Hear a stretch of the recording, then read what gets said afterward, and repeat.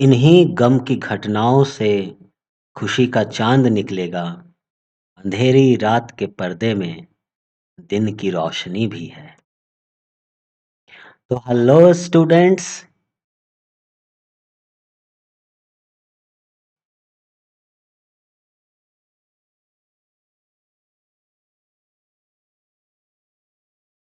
तो बताइए कैसे हैं आप सभी लोग।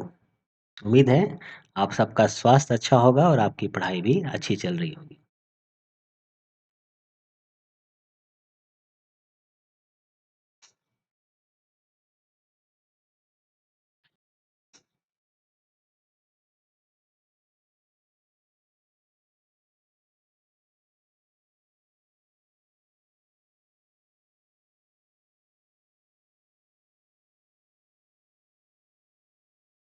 तो पहला क्वेश्चन है,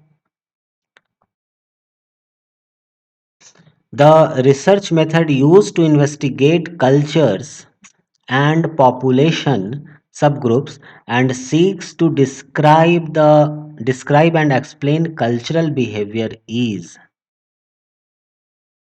ओके, द रिसर्च मेथड कौन सा रिसर्च मेथड है जो कि यूज किया जाता है इन्वेस्टिगेट करने के लिए cultures and population sub groups. ठीक है, different different culture sub groups को, पॉपुलेशन सब ग्रुप्स को, and seeks to describe and explain. ठीक है, डिस्क्राइब करता है या एक्सप्लेन करता है कल्चरल बिहेवियर। तो वो कौन सा रिसर्च मेथड है?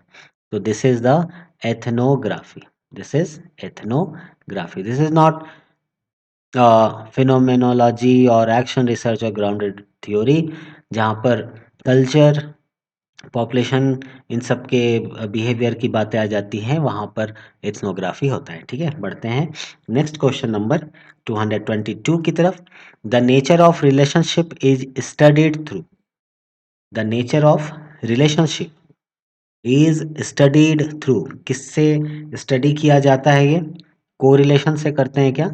कोरिलेशन में तो क्या होता है कि दो वेरिएबल जैसे एक्स और वाई ये आपस में कितना रिलेट कर रहा है, कितना कोरिलेशन है इनके बीच में, ये हम लोग फाइंड आउट करते हैं। ठीक है, प्रोग्रेशन भी नहीं, this is nature of relationship है ना, तो रिग्रेशन स्टडी हम लोग करते हैं। ठीक है, बढ़ते हैं नेक्स्ट क्वेश्चन नंबर 223 की तरफ, और ये है which method of research investigates. Which method of research, research का कौन सा मेथड जो है investigates the likelihood of a relationship between two variables. Okay, two variables and identifies associations rather than cause and effect. उसके cause और effect को छोड़ करके, ठीक है, आइडेंटिफाइज एसोसिएशन, एसोसिएशन को जो आइडेंटिफाई करता है, ऐसा कौन सा रिसर्च मेथड है? तो एक्सपेरिमेंटल डिजाइन तो नहीं होगा इसमें। ठीक है, and this is correlation studies. आपस में कितना एसोसिएटेड है ना, दो वेरिएबल जो है, बिटवीन टू वेरिएबल्स लिखा हुआ है ना, बिटवीन टू वेरिएबल्स, तो दो वेरिएबल एक्स और वाई है मानो, तो कितना ज़्यादा ये आपस में एसोसिएट कर रहा है, कितना एक दूसरे के साथ कोरिलेशन इनका है। ठीक है, rather than cause and effect, इसके कारण ये या इसके कारण ये, ऐसा नहीं, बल्कि दोनों आपस में कितना रिलेट कर रहे हैं, अगर ये स्टडी करना है तो दैट इज कोरिलेशन स्टडी। बढ़ते हैं नेक्स्ट क्वेश्चन 224, और ये क्या है कि data collected from published books are called. यानी कोई भी पब्लिश्ड बुक हो, है ना, उसमें से अगर हम लोग कोई डेटा कलेक्ट कर रहे हैं तो इसको क्या कहते हैं? क्या ये डेटा हमारा प्राइमरी डेटा कहलाता है, सेकेंडरी कहलाता है, या टर्शरी कहलाता है, या इसमें से कोई नहीं? तो आपको पता होगा कि जब हम लोग किसी पब्लिश्ड बुक से एज सच डेटा कलेक्ट करते हैं, है ना, चाहे वो न्यूज़पेपर हो या कोई भी बुक हो इस तरह से, या रिसर्च आर्टिकल जो पब्लिश्ड है, उसमें से जब हम लोग ये लेते हैं तो वो हमारा सेकेंडरी डेटा कहलाता है। ठीक है, बढ़ते हैं नेक्स्ट क्वेश्चन 225 की तरफ। A researcher wants to study the future of a political party X in India. कोई भी एक पॉलिटिकल पार्टी है, सपोज मान लो एक्स जो है, इसका क्या फ्यूचर होगा, ये एक रिसर्चर जो है वो जानना चाहता है। For the study which tool is most appropriate for him. कौन सा रिसर्च टूल जो है वो उसके लिए सबसे ज़्यादा अप्रोप्रिएट होगा। क्वेश्चनेयर, इंटरव्यू, शेड्यूल या रेटिंग स्केल। देखो रेटिंग स्केल, शेड्यूल तो ये हटा दो, क्योंकि हम लोग को क्या करना है, future of a political party, किसी पॉलिटिकल पार्टी का क्या फ्यूचर है इन इंडिया। मतलब वो, अब देखो पॉलिटिकल पार्टी का मतलब क्या है कि किसी ने अगर अपना पॉलिटिकल पार्टी बनाया तो वो तो चुनाव में जीतना चाहेगा ना। तो जब वो चुनाव में जीतना चाहेगा तो वो चुनाव लड़ेगा भी। तो अगर चुनाव वो लड़ता है तो वोट कौन देगा, पब्लिक ही देगा ना। तो पब्लिक के नज़र में वो पार्टी कैसा है अगर ये जानना होगा, तो क्या एक एक पब्लिक का हम लोग इंटरव्यू लेंगे? लेकिन इंटरव्यू भी लेंगे तो उसमें तो क्वेश्चन ही तो पूछेंगे, तो इसलिए मोस्ट अप्रोप्रिएट उसके लिए क्या है, क्वेश्चनियर। ठीक है, क्लियर। तो चलिए, इस क्वेश्चन का सही आंसर ए हो गया। बढ़ते हैं next question 26, 226। While writing research report a researcher, जब हम लोग रिसर्च रिपोर्ट लिखते हैं तो रिसर्चर को क्या ध्यान में रखना चाहिए, कुछ ऐसा है। A researcher must arrange it in logical, topical and chronological order. बहुत सही। Must not use the numerical figures in number in the beginning of sentences. ऐसा लग रहा है कि ये चीज़ हम लोग पहले कर चुके हैं। Must compare his results with those of the other studies. सही बात है, all the above। मुझे ऐसा लग रहा है कि इस क्वेश्चन को हम लोग पहले भी अटेम्प्ट किए हुए हैं। ठीक है, रिपीटेड क्वेश्चन है, कोई बात नहीं। बढ़ते हैं नेक्स्ट क्वेश्चन 227 की तरफ। क्वेश्चन नंबर 227 जो है वो कुछ फॉर्मूला बेस्ड है। इस वीडियो सीरीज़ में हम लोगों ने इस तरह के फॉर्मूलाज़ को नहीं पढ़ा है, लेकिन आने वाले समय में हम लोग इन चीज़ों को पढ़ेंगे ज़रूर। ठीक है, अभी क्वेश्चन कर लेते हैं। टोटल एरर, जो टोटल एरर होता है in a research is equal to sampling error plus non sampling error. Sampling error plus non sampling error, इस पूरे का होल स्क्वायर और इसका रूट। अब मुझे ये बताओ कि चलो ठीक है, ओके, कोई दिक्कत नहीं, दिस प्लस दिस का होल स्क्वायर और इसका root, then sampling error into 100 and only sampling error. तो टोटल एरर जो होता है ये हमारा हो जाता है दिस वन। ठीक है, फॉर्मूला है, याद कर लेना। और किस वीडियो में अगर हम लोग इसके और भी डिटेल में पढ़ेंगे तो इसको हम लोग डिस्कस जरूर करेंगे। बढ़ते हैं नेक्स्ट क्वेश्चन की तरफ। Question number 228। So direct personal interviews है ना, डायरेक्ट पर्सनल इंटरव्यूज कंस्टिट्यूट, किसी से जब आप डायरेक्ट पर्सनल इंटरव्यू करते हैं तो आप उसी समय वो डेटा उससे गेन कर रहे हैं, किसी और से या किसी और सोर्स से आप डेटा नहीं ले रहे, इसलिए ये डेटा जो है वो क्या कहलाएगा, हमारा प्राइमरी डेटा। क्लियर है। बढ़ते हैं नेक्स्ट क्वेश्चन 229 की तरफ। Indirect oral interviews are called. अब इनडायरेक्ट ओरल इंटरव्यूज आप कर रहे हो तो आखिर इंटरव्यू ही तो ले रहे हो ना। ठीक है, so they are called as primary data. बढ़ते हैं नेक्स्ट 230। यहाँ पर है कि which of the following is a primary source of data. Primary source of data इसमें से कौन कौन है? Official records, governments documents, information preserve by social religious organisation etcetera.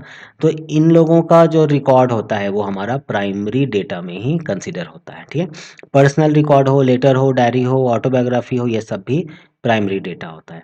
Oral testimony, जैसे यहाँ पर था ओरल इंटरव्यू वगैरह लिया जा रहा है। ऑफ ट्रेडिशंस एंड कस्टम्स है ना, तो ये भी हमारा प्राइमरी ही डेटा होता है। तो करेक्ट आंसर हो जाएगा D, that is all the above. Next question number 231। So the first step for making a statistical investigation. ठीक है, यहाँ पर एज कंप्लीट रिसर्च की बात नहीं हो रही है, अगर रिसर्च की बात होती तो प्रॉब्लम राइज करना ये हमारा, या सर्च ऑफ प्रॉब्लम जो होता है वो फर्स्ट स्टेप होता, बट यहाँ पर first step for making a statistical investigation ये क्या होता है, हमारा कलेक्शन ऑफ डेटा। जब तक डेटा का कलेक्शन नहीं होगा तब तक उसका ऑर्गेनाइजेशन नहीं होगा और तब तक उसमें कोई भी स्टैटिस्टिकल हम लोग कैलकुलेशन यूज़ नहीं कर सकते। ठीक है, तो इसलिए आंसर हो जाएगा B, collection of data. Question number 232। Which one is not a primary data? Direct personal interview, yes this is primary data. Mailed questionnaire, किसी को आप क्वेश्चनियर मेल करते हो, अगर वो वहाँ से रिप्लाई आता है तो वो भी आपका प्राइमरी डेटा होता है। Material from government record, none of the above. Material from government record, यहाँ पर अगर आप देखो इस क्वेश्चन में, तो ऑफिशियल रिकॉर्ड हो, गवर्नमेंट डॉक्यूमेंट्स हो, इंफॉर्मेशन प्रिजर्व जो भी है, ये सब हमारा प्राइमरी डेटा में ही आता है। ठीक है, तो यहाँ पर जो मटेरियल फ्रॉम गवर्नमेंट रिकॉर्ड्स है, ये भी हमारा प्राइमरी डेटा का ही सोर्स हो जाएगा। इसका मतलब आंसर हमारा हो जाएगा नन ऑफ द अबव। ठीक है, क्लियर है। डायरेक्ट पर्सनल इंटरव्यू आप किसी से कर रहे हैं तो आप प्राइमरी डेटा ही कलेक्ट कर रहे हो। ठीक है, अगर मेल्ड क्वेश्चनेयर आप कर रहे हो, किसी को आपने मेल कर दिया है क्वेश्चनेयर और वो उसका रिप्लाई कर रहा है ना, और उसके द्वारा आपके पास डेटा आ रहा है, ठीक है, तो वो भी आपका क्या है, प्राइमरी डेटा है। मटेरियल फ्रॉम गवर्नमेंट रिकॉर्ड, ये भी आपका क्या है, प्राइमरी डेटा ही है। ठीक है, तो नन ऑफ द अबव। बढ़ते हैं next question number 233। All causes non sampling error except, यानी जो भी है ये सब का सब जो है नॉन सैम्पलिंग एरर कॉज करता है किसी एक को छोड़ के।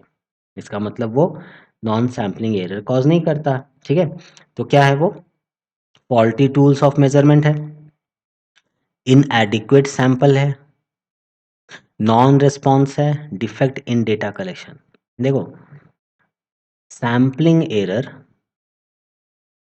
सैम्पलिंग एरर, सैम्पलिंग एरर ये कब आएगा, जब हम लोग सैम्पलिंग करेंगे, है ना।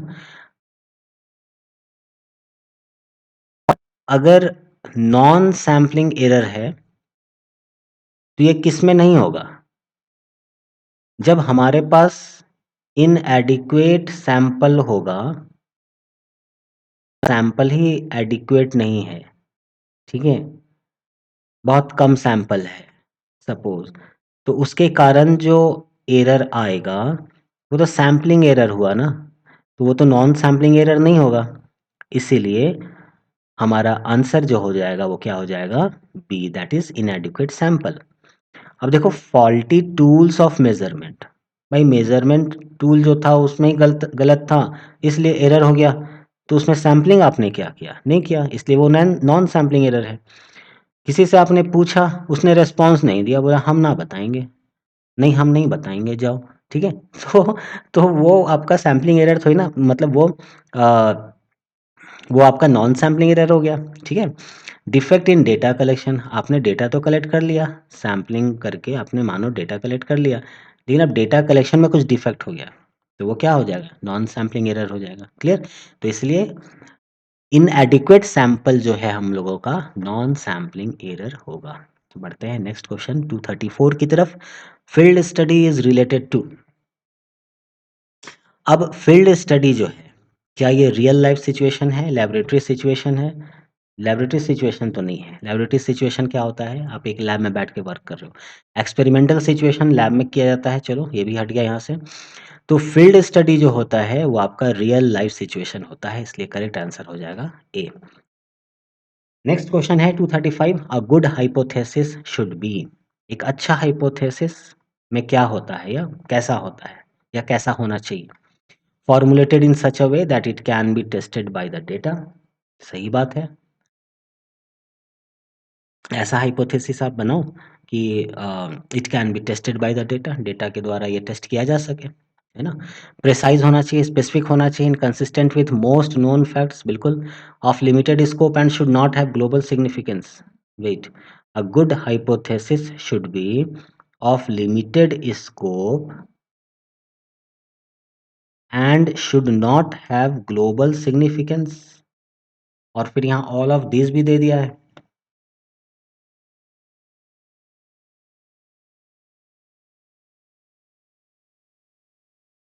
ये तो थोड़ा-सा अजीब हो गया। हमारा अगर हाइपोथेसिस काफ़ी अच्छा है, तो ऑफ लिमिटेड स्कोप कैसे हो जाएगा? And should not, it should have a global significance भी होना चाहिए। यहाँ पर शुड नॉट हैव लग गया, ठीक है? और फिर यहाँ ऑल ऑफ दीज़ भी है और हमारा 2 आंसर सही भी आ रहा है। तो ना तो हम लोग ऑल ऑफ दीज़ लगा सकते हैं और ना तो हम लोग इसको हटा सकते हैं। या फिर क्वेश्चन में होना चाहिए अ गुड हाइपोथेसिस अ या निगेटिव वे में क्वेश्चन बनना चाहिए था, ठीक है। तो खैर ऐसा क्वेश्चन एग्जाम में नहीं आएगा, और अगर आएगा तो मान के चलो सबको मार्क्स मिल जाएगा, ठीक है। तो यहाँ पर आप लगा दो should have global significance of limited scope, नहीं आप इसको कर दो ऑफ लार्ज स्कोप कर दो, ठीक है। अब जो है यहाँ पर ऑल ऑफ दीज हम लोग लगा सकते हैं, अदरवाइज ये क्वेश्चन हम लोगों का गलत हो जाएगा, ठीक है। बढ़ते हैं नेक्स्ट क्वेश्चन नंबर 236। क्या है ये? Survey study aims at. Survey study का एम क्या होता है? कोई भी सर्वे हम लोग करते हैं तो उसका एम क्या है? Knowing facts about the existing situation, ठीक है। जो भी एग्जिस्टिंग सिचुएशन है उसके फैक्ट को जानने के लिए हम लोग सर्वे कंडक्ट करते हैं, बात सही है, ठीक है। Comparing the present status with the standard norms, जो भी स्टैंडर्ड नॉर्म है उसको हम कंपेयर करना चाहते हैं प्रेजेंट स्टेटस के साथ, तो हम लोग सर्वे कंडक्ट करेंगे। अच्छी बात है, ये भी सही है।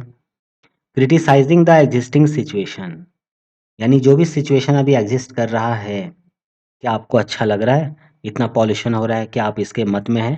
आप इसका समर्थन करते हैं? तो आप कहोगे कि नहीं नहीं बिल्कुल नहीं, हम इस पॉल्यूशन का समर्थन नहीं करते। जब आप पॉल्यूशन का समर्थन नहीं करते तो आप दिन रात एसी क्यों चलाते हो? आप दिन रात आप पेड़ नहीं काटते, पर ऐसे प्रोडक्ट्स का ज़्यादा इस्तेमाल क्यों करते हो जिसके कारण पेड़ कट रहा है? या फिर आप पेड़ क्यों नहीं लगाते हो, है ना? तो जो भी एग्जिस्टिंग सिचुएशन है उसको क्रिटिसाइज करने के लिए सर्वे कंडक्ट करते हैं, ये बात भी सही है। Identifying the means of improving the existing situation, identifying the means of improving the existing situation, यानी जो भी सिचुएशन एग्जिस्ट कर रहा है, आइडेंटिफाई करना the means of improving, existing situation को इम्प्रूव करने के लिए हम लोग सर्वे कर रहे हैं, इसको और ज़्यादा हम लोग कैसे इम्प्रूव कर सकते हैं, ठीक है। तो ऐसा मान भी सकते हैं, ऐसा नहीं भी मान सकते हैं, ठीक है। ये थोड़ा सा कंफ्यूजिंग टाइप का है। Identifying, survey study aims eight identifying the means of improving the existing situation, मतलब क्या क्या तरीका है एग्जिस्टिंग सिचुएशन को इम्प्रूव करने के लिए, और उस चीज़ को जानने के लिए हम लोग सर्वे कर रहे हैं। थोड़ा सा अजीब नहीं लग रहा है? एग्जिस्टिंग सिचुएशन का क्रिटिसाइज करने के लिए तो सर्वे हम लोग ज़रूर कर लेते हैं, चलो ठीक है। लेकिन जो भी सिचुएशन एग्जिस्ट कर रहा है ना, उसको और हम कैसे इम्प्रूव करेंगे? हुँ? मान लो कि कोई एक सिचुएशन है, सपोज़ मानो कि पॉल्यूशन का ही सिचुएशन ले, तो हम पॉल्यूशन को और कैसे इम्प्रूव करेंगे? नहीं, या ये मान के लो कि पॉल्यूशन को कम करने के लिए गवर्नमेंट ने कुछ रूल्स बनाए। मान लो योगा दिवस लाया, ठीक है? कि सब लोग अ, योगा दिवस लाया, सब लोग स्वस्थ रहें, योगा करें, ठीक है? नेचर के साथ जुड़ें, है ना? योगा करेंगे तो ऑक्सीजन भी अच्छा चाहिए, तो घर में बैठ के जगह पर वो लोग ग्राउंड हो सकता है जाएँगे, ग्राउंड में ग्रीनरीज़ लगाएँगे, तो इस तरह से प्लांटेशन होगा, है ना? लोग नेचर के करीब जाएँगे, ठीक है? तो इस चीज़ के लिए मान लो योगा दिवस मनाया, दिवस, ठीक है? तो हम लोग सर्वे करेंगे, बोलेंगे कि एग्जिस्टिंग सिचुएशन जो है वो योगा दिवस लाया जा रहा है, ये किया जा रहा है, तो बताओ कि इसको और कैसे इम्प्रूव किया जा सकता है। तो ठीक है, सर्वे कर सकते हैं इस चीज़ को जानने के लिए, है ना। तो लोग बोलेंगे कि इसको और आप बढ़ाइए, या कुछ इस तरह से वर्क करिए कि लोग योगा दिवस के बारे में जाने, और सिर्फ जाने ही नहीं बल्कि योग करे भी, कुछ ऐसा जो भी, है ना। तो फोर्थ ऑप्शन हो भी सकता है, फोर्थ ऑप्शन नहीं भी हो सकता है। तो आंसर बी भी सही लग रहा है, आंसर सी भी सही लग रहा है, ठीक है। अब आप पूछोगे कि सर मोस्ट अप्रोप्रिएट आपको क्या लग रहा है, तो मुझे तो लगता है कि बी ही ज़्यादा सही है, ठीक है। इम्प्रूविंग द एग्जिस्टिंग सिचुएशन, ये भी सही है यार, ये भी सही है, क्योंकि हम लोग सर्वे जब करते हैं तो सिर्फ क्रिटिसाइज करने के लिए नहीं करते, हम लोग कोई एक चीज़ को इम्प्रूव करने के लिए भी सर्वे कंडक्ट कर सकते हैं, ठीक है। तो बी और सी दोनों में से कोई भी एक हो सकता है। बढ़ते हैं नेक्स्ट क्वेश्चन 237 की तरफ। ये है a researcher divides his population into certain groups. जो भी पॉपुलेशन है उसको कुछ ग्रुप में उसने डिवाइड कर दिया and fixes the size, this is important, size को उसने फिक्स कर दिया of the sample from each group. इस ग्रुप में हम इतना लेंगे, इस ग्रुप से इतना लेंगे, ऐसा उसने फिक्स कर दिया। नाउ दिस इज कॉल्ड, अब इसको क्या कहते हैं, ये जो सैम्पलिंग मेथड इसने किया ये हमारा क्या कहलाता है, तो ये हमारा स्ट्रैटिफाइड सैम्पलिंग कहलाता है। ठीक है, इसको हम लोग क्या कहते हैं, स्ट्रैटिफाइड स्ट्रैटिफाइड सैंपल। ठीक है, बढ़ते हैं नेक्स्ट क्वेश्चन 238। एरिया सैम्पलिंग और cluster sampling technique is used when. Okay, area sampling या क्लस्टर सैम्पलिंग हम लोग कब यूज करते हैं, population is scattered and large size of sample is to be drawn.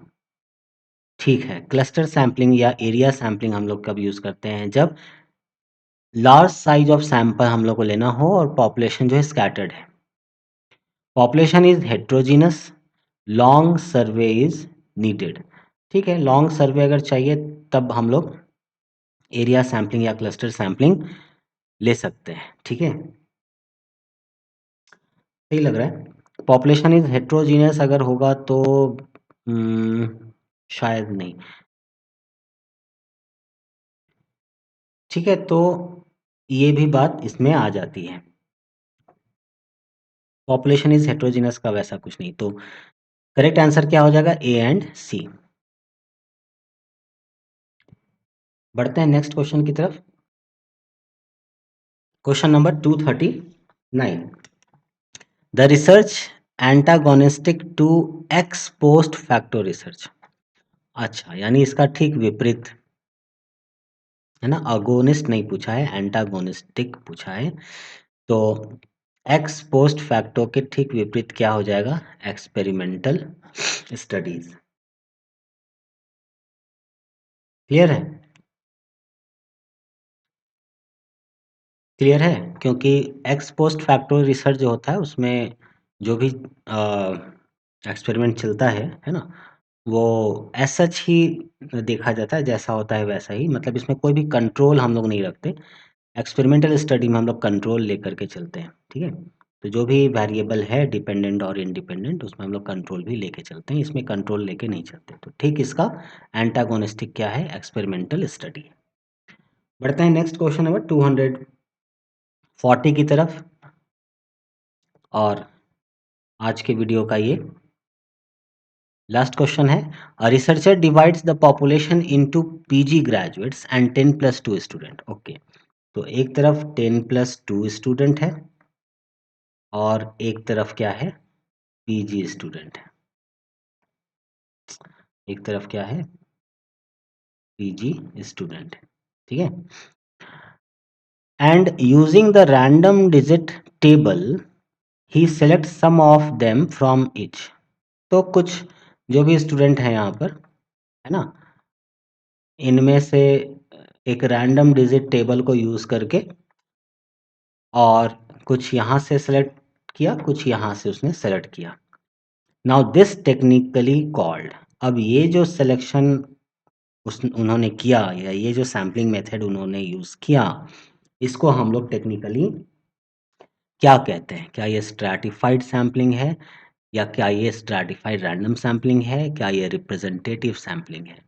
ठीक है, तो ये क्या है, स्ट्रैटिफाइड रैंडम सैम्पलिंग है, रैंडमली उन्होंने कलेक्ट किया है, दिस इज द स्ट्रैटिफाइड वे, तो ये स्ट्रैटिफाइड रैंडम सैम्पलिंग है।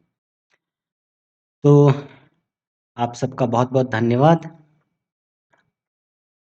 इस वीडियो में यहीं तक, मिलते हैं नेक्स्ट वीडियो में। तब तक अपना ख्याल रखिए, सेहत पर ध्यान दीजिए, मुस्कुराइए, खाइए पीजिए और पढ़ाई करते रहिए। All the very best. भाग मत कर प्रयास, कर प्रयास, भाग मत, भाग मत, भाग मत।